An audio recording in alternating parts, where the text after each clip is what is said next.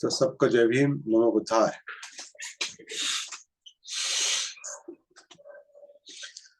नमो तस् भगवतो अरहतो सम्मा संबुद्धस्स। नमो तस् भगवतो अरहतो सम्मा संबुद्धस्स। नमो तस् भगवतो अरहतो सम्मा संबुद्धस्स। बुद्धं धम्मं संघं नमस्सामि।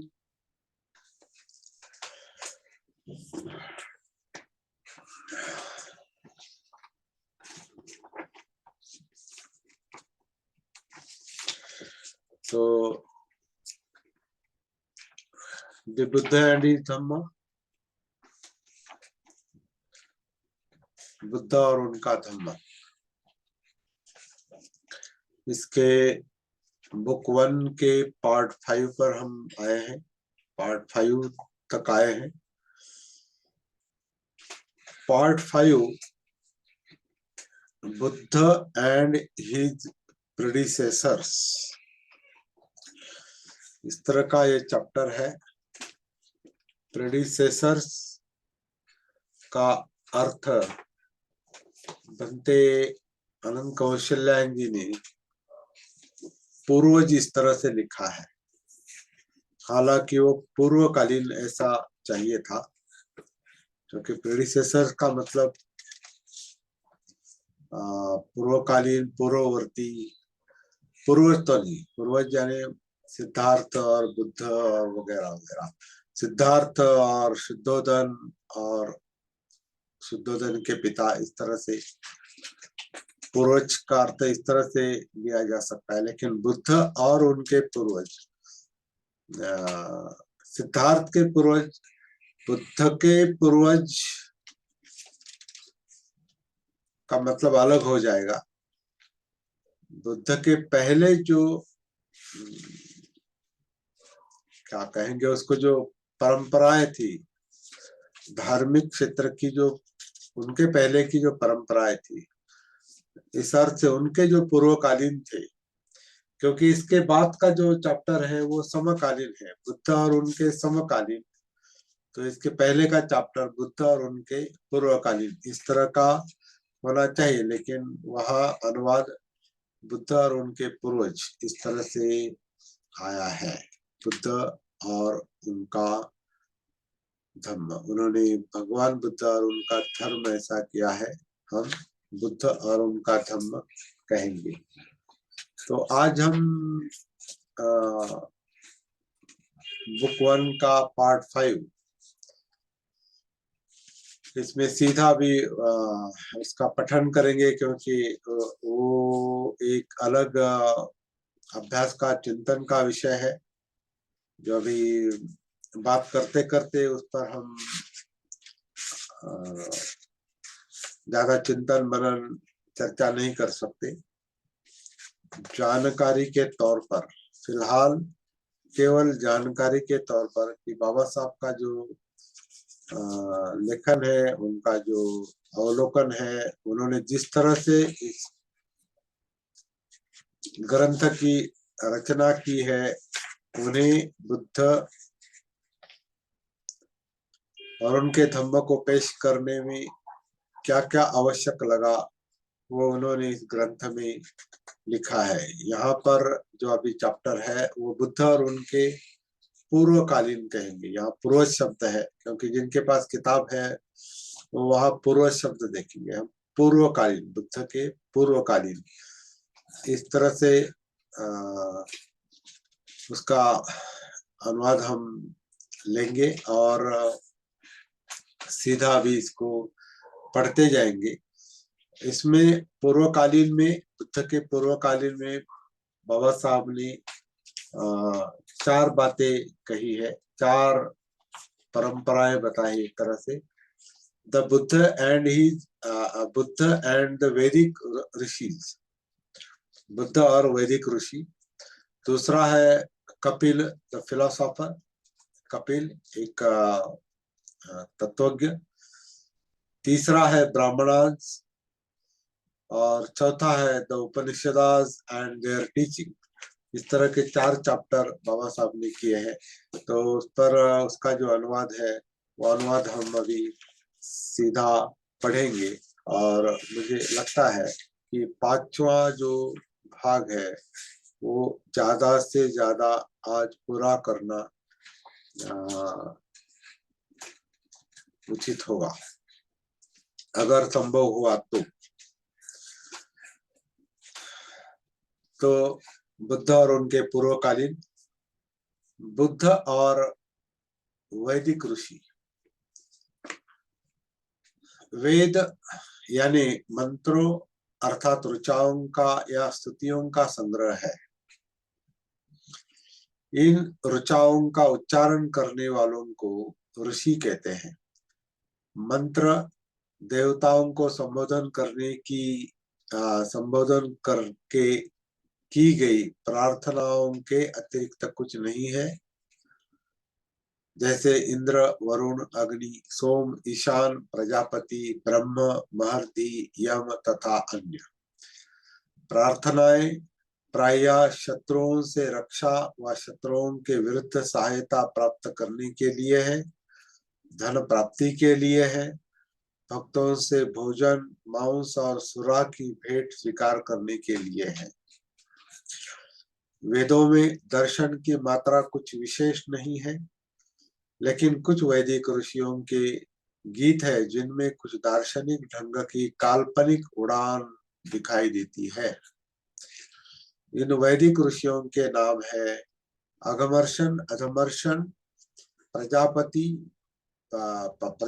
परमेष्टि, तीसरे हैं ब्रह्मणस्पति, बृहस्पति, चौथे अनिल, दीर्घतमा, फिर नारायण, हिरण्यगर्भ तथा विश्वकर्मा। ये 8 ऋषियों के, वैदिक ऋषियों के नाम दिए हैं। इन वैदिक दर्शनों की मुख्य समस्याएं थी, ये संसार कैसे उत्पन्न हुआ, अलग अलग चीजें कैसे उत्पन्न की गई, उनकी एकता और अस्तित्व क्यों है, किसने उत्पन्न की और किसने व्यवस्था की, यह संसार किसमें से उत्पन्न हुआ और फिर किसमें विलीन हो जाएगा। अघमर्षण का कथन था कि संसार की उत्पत्ति तपस यानी ताप से हुई है। तपस्वी वह नित्य तत्व है जिससे नित्य धर्म और ऋत यानी सत्य की उत्पत्ति हुई है। इन्हीं से तम यानी अंधकार रात्रि की उत्पत्ति हुई है, तम से जल की उत्पत्ति हुई और जल से काल से सूर्य तथा चंद्रमा पैदा हुए तथा देव और पृथ्वी ने जन्म धारण किया। काल ने ही अंतरिक्ष को प्रकाश को जन्म दिया तथा रात और दिन की व्यवस्था की। तो बुद्ध के पहले की जो मान्यताएं थी उसका हम सीधा अभी पठन कर रहे हैं, उसको उस पर ज्यादा विचार नहीं कर रहे हैं। ये अलग चर्चा के विषय हो सकते हैं। ब्रह्मणस्पति की कल्पना थी कि सृष्टि असत के सत रूप में आई, असत से कदाचित उनका आशय अनंत से था, सत मूल रूप से असत से ही उत्पन्न हुआ, समस्त सत का मूलाधार असत ही था और उस समस्त भावी सत का जो इस समय असत है। प्रजापति परमेष्टि ने जिस समस्या को उठाया वह थी कि क्या सत की उत्पत्ति असत से हुई। उसका मत था कि इस प्रश्न का प्रस्तुत विषय से कोई संबंध नहीं। उसके मत के अनुसार समस्त जगत का मूलाधार जल है। उसकी दृष्टि से जो जगत का मूलाधार जल है वह न सत के अंतर्गत आता है और न असत के। परमेष्टि ने जड़ तत्व और चेतन को लेकर कोई विभाजक रेखा नहीं खींची। उसके मत के अनुसार किसी निहित तत्व के ही कारण जल भिन्न भिन्न वस्तुओं का आकार ग्रहण करता है। उसने इस निहित तत्व को काम कहा है, विश्वव्यापी इच्छा शक्ति। एक दूसरे वैदिक दार्शनिक का नाम था अनिल। उसके लिए वायु ही मुख्य तत्व था, इसमें चलन अंतर्निहित था, उसी में उत्पन्न करने की शक्ति है। तो जहां जहां हम रुकते हैं वहां पर बाबा साहब ने 1 2 3 4 5 6 इस तरह के आंकड़े डाले हैं। शुरू से ही वैसा किया है, इसलिए एक एक अलग मुद्दा है, हर मुद्दा अलग है। लेकिन वहां हम आंकड़े आंकड़े नहीं पढ़ रहे हैं, सीधा वाचन कर रहे, पठन कर रहे। दीर्घतमा का मत था कि अंत में सभी चीजों का मूलाधार सूर्य है। सूर्य अपनी अंतर्निहित शक्ति से ही आगे पीछे सरकता है। सूर्य किसी किसी भूरी शक्ल के पदार्थ से निर्मित है, और वैसे ही विद्युत तथा अग्नि। सूर्य, विद्युत और अग्नि में जल का बीजांकुर विद्यमान है, और जल पौधों का बीजांकुर है। ऐसा ही कुछ दीर्घतमा का मत था। नारायण के मत के अनुसार पुरुष ही जगत का आदि कारण है।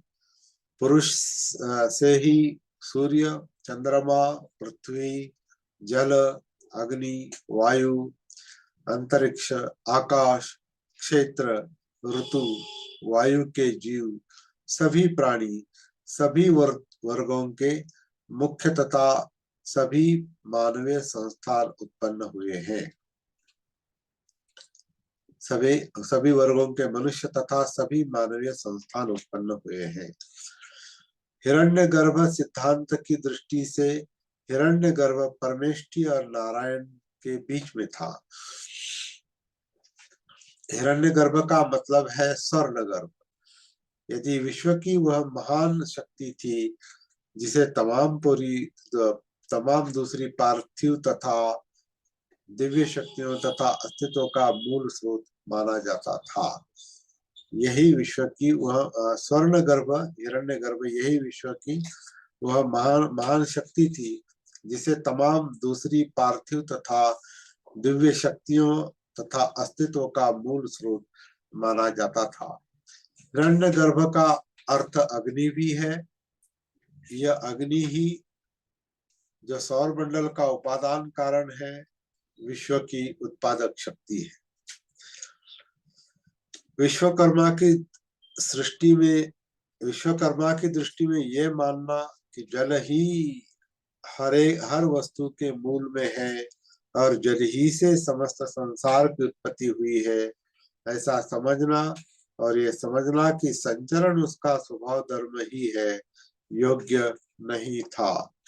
यदि हम जल को ही मूल उपादान माने तो पहले हमें ये बताना होगा कि जल की उत्पत्ति कैसे हुई और जल में वह शक्ति, यह उत्पादक शक्ति कहाँ से आई, और पृथ्वी, आप, तेज आदि की ये शक्तियां, अन्य नियम और शेष सब कुछ कैसे अस्तित्व में आए। विश्वकर्मा का कहना था कि पुरुष ही है तो सब किसी का मूलाधार है। पुरुष आदि में है, पुरुष अंत में है। वह इस दृश्य संसार के पहले से है।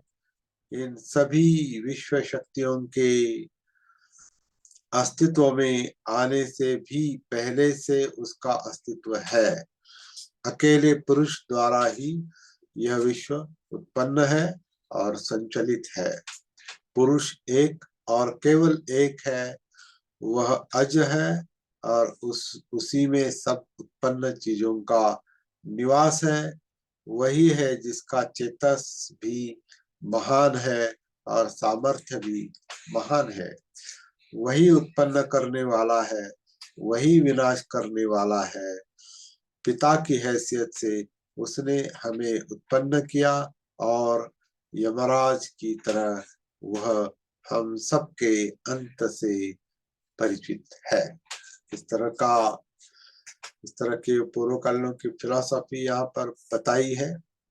आगे बाबा साहब कहते हैं, बुद्ध सभी वैदिक ऋषियों को आदरणीय नहीं मानते थे। वह उनमें से कोई 10 ही ऋषियों को सर्वाधिक प्राचीन तथा मंत्र रचयिता मानते थे। लेकिन उन मंत्रों में उन्हें ऐसा कुछ नहीं दिखाई दिया जो मानव के नैतिक उत्थान में सहायक हो सके। बुद्ध की दृष्टि में वेद बालू के कांतार के समान निष्प्रयोजन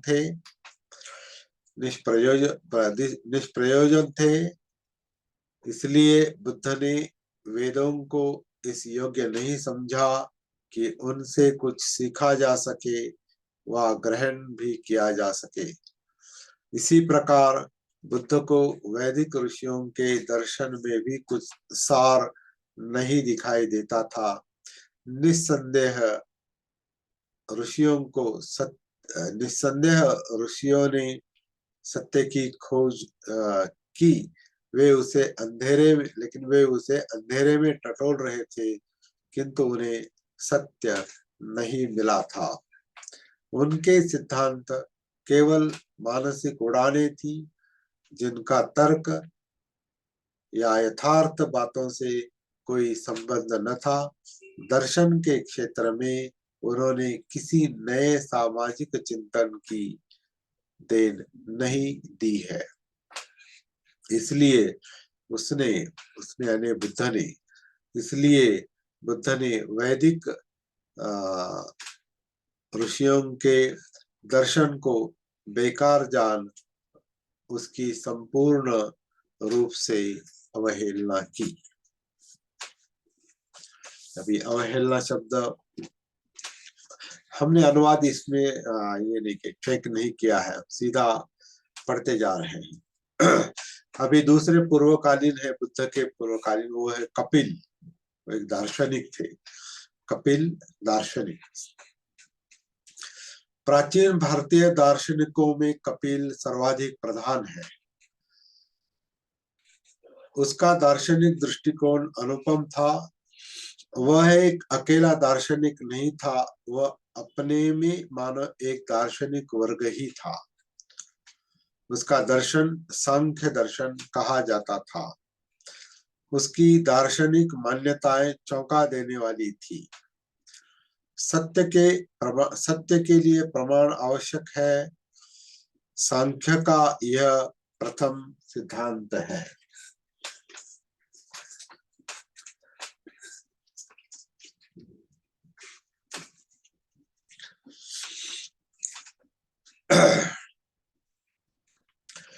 सत्य के लिए प्रमाण आवश्यक है। सांख्य का यह प्रथम सिद्धांत है। बिना प्रमाण के सत्य का अस्तित्व नहीं। सत्य को सिद्ध करने के लिए कपिल ने केवल 2 प्रमाण स्वीकार किए, प्रत्यक्ष और अनुमान।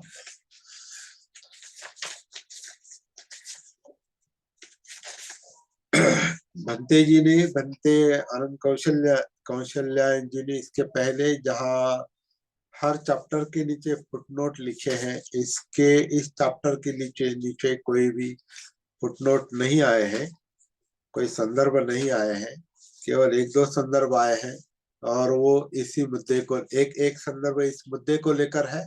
सत्य को सिद्ध करने के लिए कपिल ने केवल 2 प्रमाण स्वीकार किए हैं, प्रत्यक्ष और अनुमान।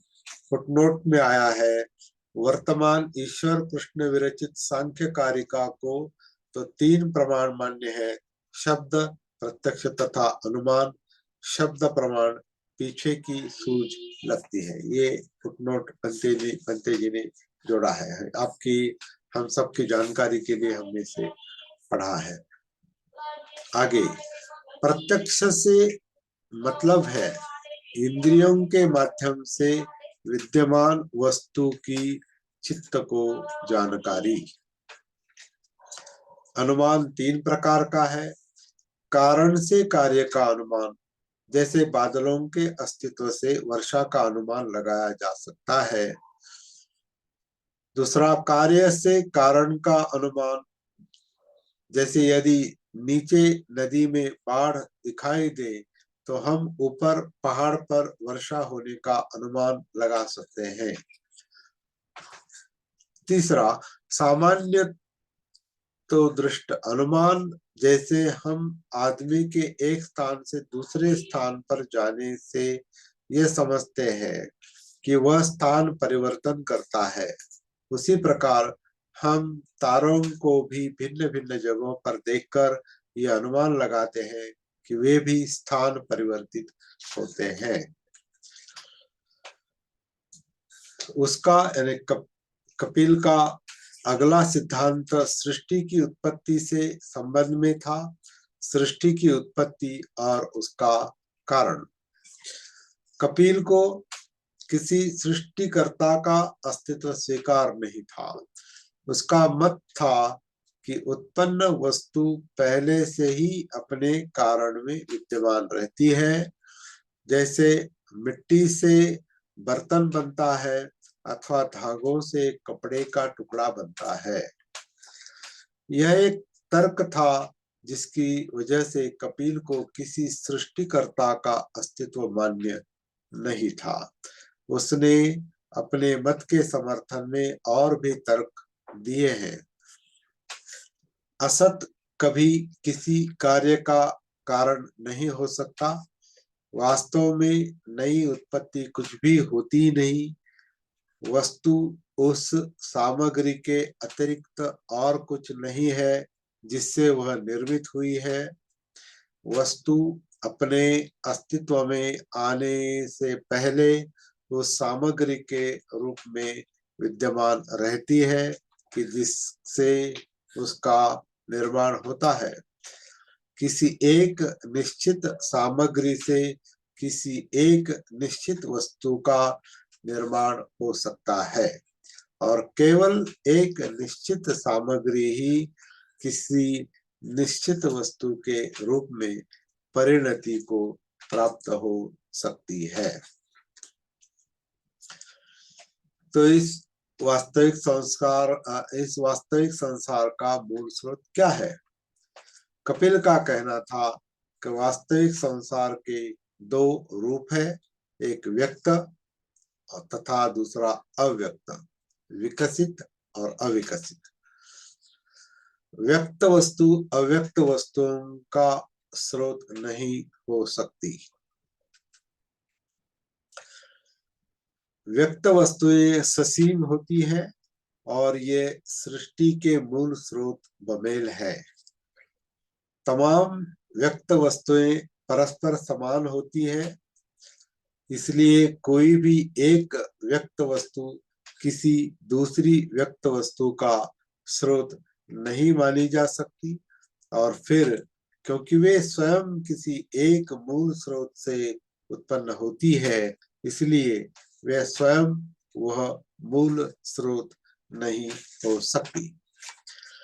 कपिल का दूसरा तर्क था कि एक कार्य को अपने कारण से भिन्न होना ही चाहिए, यद्यपि उस कार्य में कारण निहित रहता ही है। जब ये ऐसा है तो विश्व स्वयं भी अंतिम कारण नहीं हो सकता, इसे किसी अंतिम कारण का परिणाम होना चाहिए।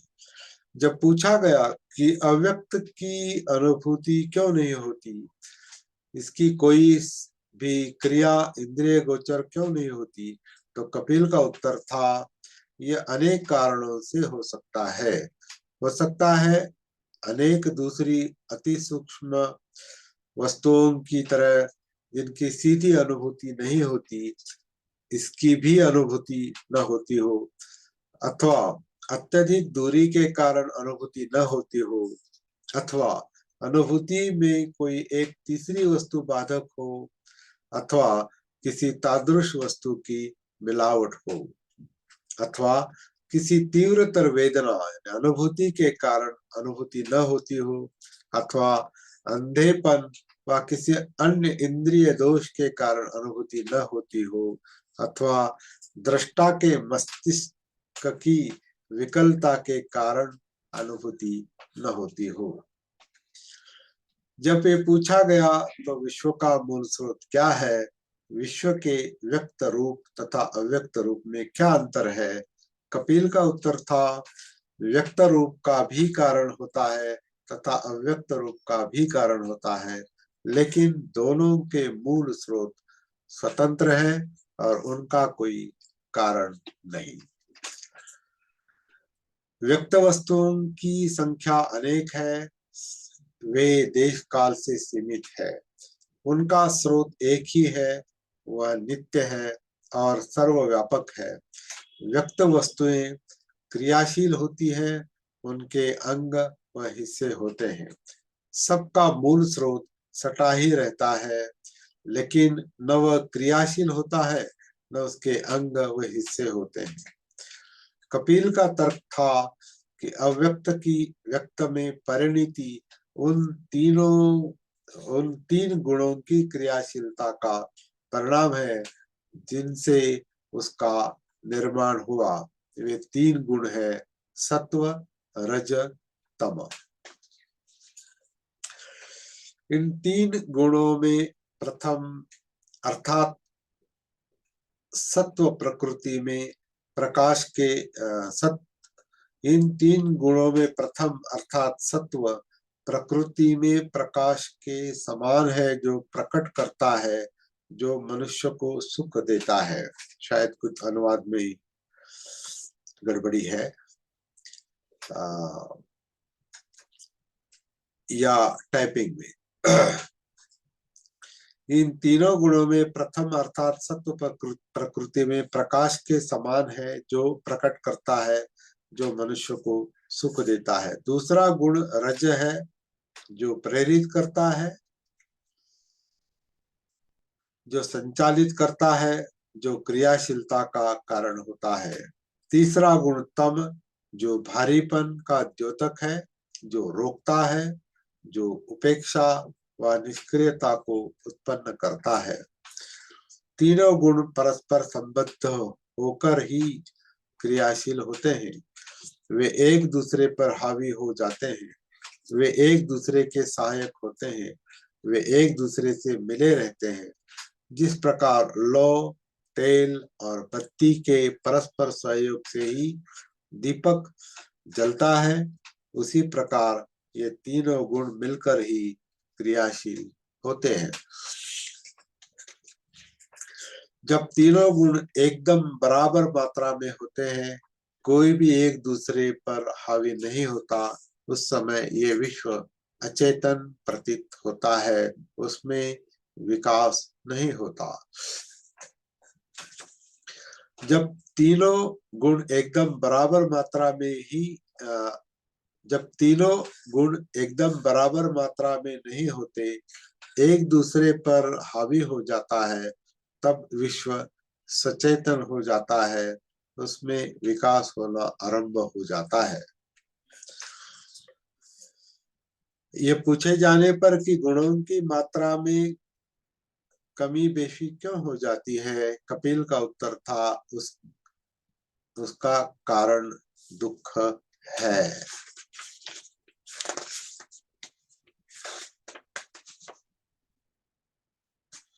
बंते जी ने फुटनोट में लिखा है, यह कारण चिंत्य है, विचारणीय है। अच्छा। कपिल के दर्शन के सिद्धांत कुछ ऐसे ही थे। अन्य सभी दर्शनों की अपेक्षा बुद्ध कपिल के सिद्धांतों से ही विशेष रूप से प्रभावित थे। कपिल ही एक ऐसा दार्शनिक था जिसकी शिक्षाएं बुद्ध को तर्क संगत और कुछ कुछ यथार्थता पर आश्रित जान पड़ी, लेकिन बुद्ध ने कपिल की सभी शिक्षाओं को स्वीकार नहीं किया। कपिल की उन्हें केवल तीन ही बातें ग्राह्य थी। उन्हें यह बात मान्य थी कि सत्य प्रमाण आश्रित होना चाहिए, यथार्थता का आधार बुद्धिवाद होना चाहिए। उन्हें ये बात मान्य थी कि किसी ईश्वर के अस्तित्व और उसके सृष्टिकर्ता होने का कोई तर्कानुकूल या यथार्थताश्रित कारण विद्यमान नहीं है। उन्हें ये बात मान्य थी कि संसार में दुख है। कपिल की शेष शिक्षाओं की उन्होंने उपेक्षा की, क्योंकि उनका उनके लिए कोई उपयोग नहीं था। तो बुद्ध के पूर्वकालीन में जो अगला चैप्टर है वो ब्राह्मण ग्रंथ और उपनिषद तथा उनकी शिक्षा, ये 2 चैप्टर बचे हैं। मेरे ख्याल से इनको हम कल पढ़ेंगे। यहाँ तक इतना पर्याप्त है। इस पर चर्चा करने के लिए अलग समय देना पड़ेगा। तो बुद्ध का चरित्र और बुद्ध की शिक्षा तुलनात्मक दृष्टि से भी हमको पता हो, इसलिए बाबा साहब ने